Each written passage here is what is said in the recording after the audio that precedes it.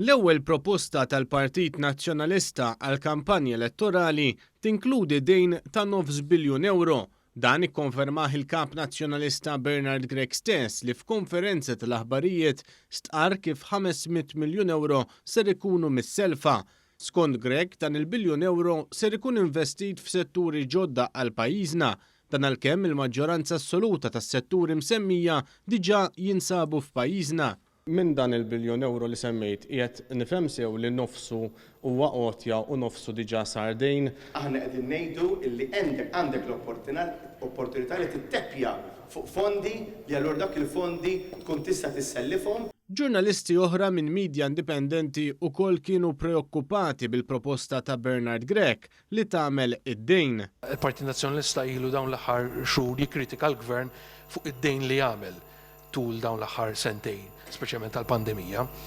Ma taħsibx li kif se tikkorda dil-nefqa ta' biljun euro aktar meta intkom għamiltu dil-kritika fuq id-dejn.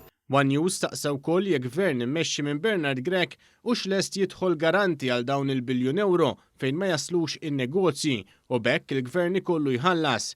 Iżda għal din il-mistoqsija Bernard Grech kien skomdu li jwieġeb u għażel li ma jekkalkulax il-ġurnalista One. Saħansittra spiċċa jgħidlu li ma jridx ikellem lilu. Ser jagħti garantija fuqhom il-gvern? Ser jagħti garantija fuqhom il-gvern jekk jogħġbok? Ser jagħti garantija fuqhom il-gvern jekk jogħġbok? L-aħħar mistoqsija ma weġibtilix. U mbagħad f'sib post konferenza tal-aħbarijiet li fija Bernard Grech ippreżenta proposti għal familji, il-kap għamel bħas-Segretarju Ġenerali tal-Partit li fl-ewwel rally minflok talab 500 euro mingħand kull familja.